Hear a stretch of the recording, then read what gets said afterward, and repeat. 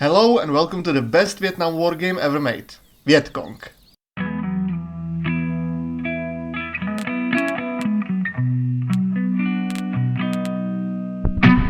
An immersive first-person shooter with squad mechanics set in the Vietnam War.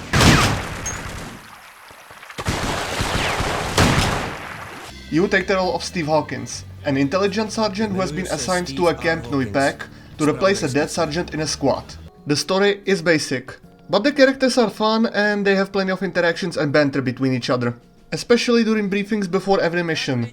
These are just fantastic and sometimes downright hilarious. Especially because every character, including Hawkins, has their own unique personality and seeing them play off each other as they discuss the following mission is pure gold. Not to mention the Czech voice acting is just overall fantastic. Jo, tohle bude sranda, lidi. Nezničil jsem tank od... Leda hovno, ty si nikdy nedostal tank. Ale dneska dostanu. Na to můžeš vsadit svoji černou prdel. As much as I love this, however, I need to mention that this game is a little bit romanticized. Look, what I'm trying to say is, it's not trying to dive into the darkest parts of the war, it's more about making a fun game in that setting. Make sense? Okay.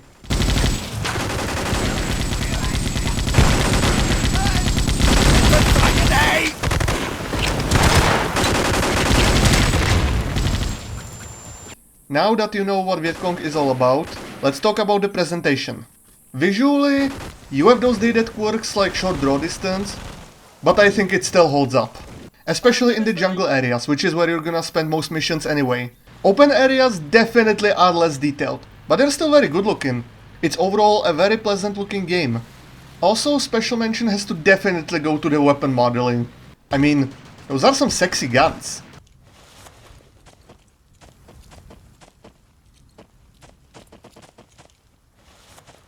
So while the visuals are nice, the sounds are even better.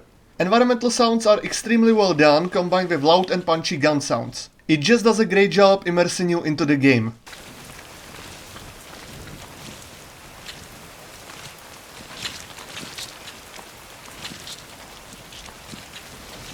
Well, the great presentation is behind us, so let's finally talk about the gameplay.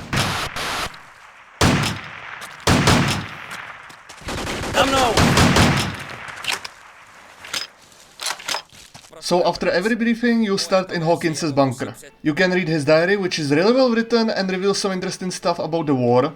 But most importantly, you can and should visit the shooting range. Here you can equip for the following mission and test your shooting skills.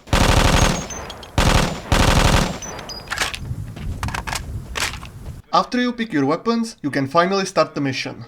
It may be a military shooter, but boy, this is no Call of Duty. Here, if you're gonna try to run and gun, you're gonna die. Here you have to take your time, fire with some restraint, and use your squad effectively. At times it's almost a tactical shooter.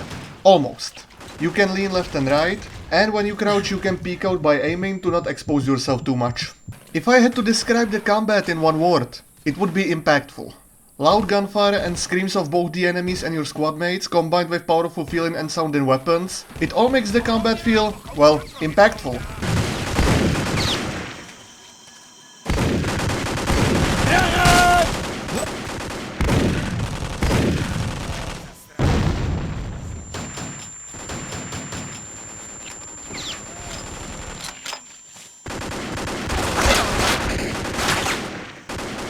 No matter which one of the weapons you use, you always get great feedback from firing them and hitting enemies.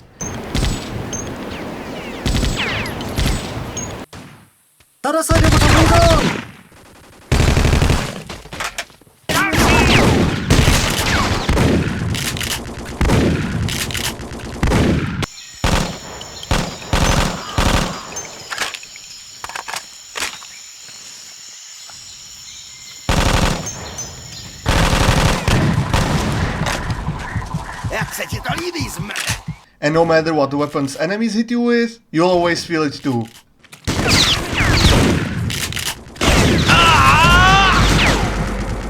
In fact, this is definitely one of my complaints. Hawkins' scream is louder than the gunfire, and it can lead to really cheap jump scares.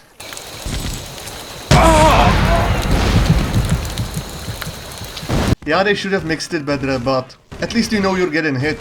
However, you are not the only one on the battlefield. As I already mentioned, you have your squad. You have 5 squad mates and all of them have their specific use. The medic simply heals you. The engineer gives you ammo, but sometimes it's also needed for his explosive knowledge. Oh!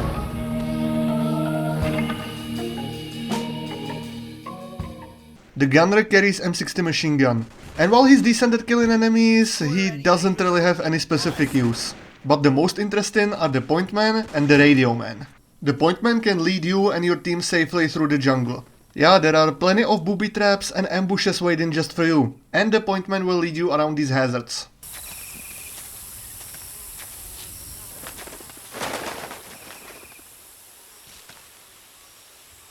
Tak hezky v klidu. He moves slowly though, so it requires a bit of patience. But then again, if you're just sprinting through the jungle, I hope you enjoy dying. Anyway, now the radio man. He's your only means to contact the base. You can contact the base every time you finish an objective or reach a certain point of the mission. Why am I even mentioning this? Well, because it saves your game. You see, unless you play on easy difficulty, you have limited amount of quick saves. But autosaving via Radio Man doesn't use them. So that's it, Radio Man is basically your save man. Also, you can skip the radio chatter and it's kinda hilarious. Na tady hotel 6. However, you need to be careful. Despite holding a gun, he cannot shoot while you're on the radio. So do it somewhere safe or you will suffer a really stupid death. Šestko, tady vysta bravo.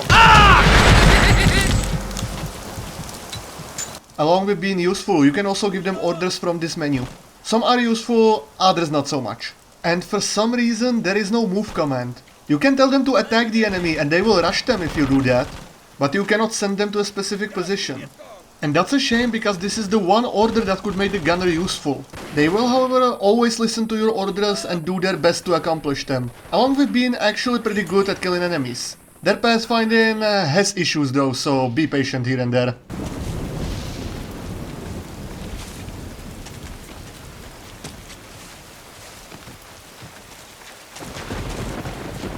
Along with your squad, you sometimes also get additional support. It could be other friendly soldiers, or you may have the ability to call in a mortar strike. You click a position on the map, Radio Man calls them in, and you can watch the fireworks. Sounds fun, right? Sadly it isn't. First, it takes so fucking long to call it in that you will probably kill all of the enemies before it even starts. Second, you usually fight in small areas, so a mortar strike is more dangerous to you than it is to the enemies. And third, you don't have it available in missions where you could use it, like in this radio station.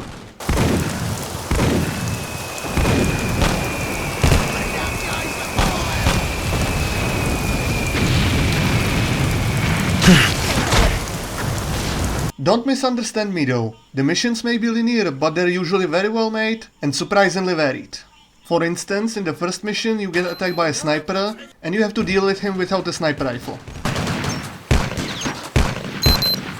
Afterwards, you get your squad and do some recon while being on lookout for enemy supply caches. Later in the game, there is a mission where you have to explore a series of tunnels. And you end up coming across what's basically an underground city. It's intense as all hell.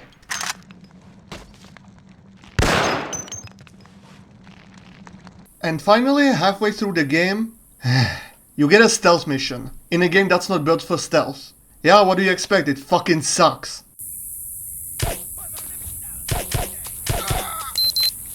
Despite some of the missions being bad, the game is overall fun to play, mainly because you just don't know what's gonna happen next. Alright, so finishing the campaign is gonna take you a little over 10 hours. And after that, you can do two things. First, you can revisit the missions you already finished, and you can select any weapon you want. That can be fun. Like, remember that sniper? Done. Or, if you don't want to replay missions, you can play skirmish. It's simple. You pick the map, pick your team, pick the enemy types, numbers of enemies, and you equip yourself with any weapon you have available. To be honest, the map design is all over the place, but it can be a fun distraction. And interestingly enough, it allows you to play as a Vietcong soldier. You cannot have a squad, but it's still cool, and it nicely shows how bad the Soviet guns they're using are compared to the brand new American guns. Like, this is really hard.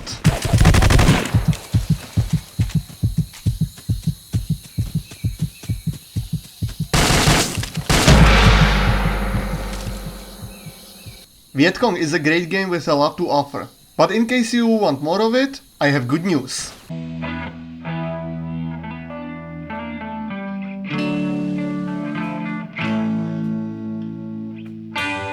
Phased Alpha is an expansion that adds new campaign, new skirmish maps, and few new weapons. In this game you play as Sergeant Douglas, the guy Hawkins ends up replacing in the original game. That's right, it's a prequel. Story is still nothing amazing, but at least the cutscenes are somewhat improved. And just like Hawkins, Douglas is a likable guy. Not to mention, it's really cool seeing how Nuypek was built. And visiting different parts of areas from the first game is a nice touch as well. Along with visuals being slightly improved and the sound being still awesome. The campaign will take you around 3 to 4 hours. And it's overall pretty good. Like, it's an expansion and it does what you want from it. So if you wanted more Vietcong, here is more Vietcong. I must say, however, while the good missions are really good, the bad missions are really fucking bad. In this ammo depot, my teammates were for some reason completely unable to understand how to move around. I don't know why. Plus there is this asshole sniper and a shitty tunnel fight at the end of the mission. But that's nothing. Nothing compared to the final 2 missions. That's right, you win jackpot. You get 2 stealth missions back to back. But not only they have normal problems of stealth missions in non-stealth games, but they make no fucking sense. In this mission, your point man leads you straight into an ambush and then you fail the mission. And in the second mission, yeah, get ready for this. First, you have to be stealthy, because otherwise you're gonna instantly fail. But after you take out enemies on the hills, you can go in guns blazing and everything is fine. What the fuck?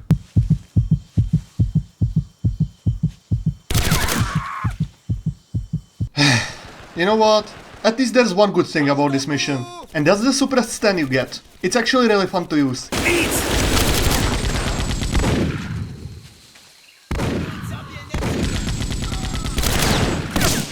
After the campaign, once again you can play single missions, or you can play the new skirmish maps. And that's fine and all, but here is one cool addition. Now you can use a squad when you're playing as Vietcong. It's still hard as balls, but I think it's really cool. Makes me wish we had a Vietcong campaign.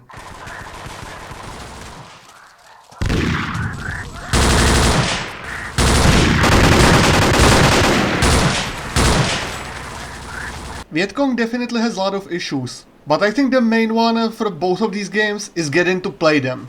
Okay, so the bad news is, it's not sold on any digital stores. Good news is, it's on My Abandonware and similar sites. But another bad news is that getting it running is gonna take a while. I'm gonna leave the link to the games in the description. Don't worry, they have a guide to get it working there. If you have the patience to go through the process of making it work, I promise you won't regret it. Both games are definitely flawed, don't get me wrong, but I think they're more than worth checking out.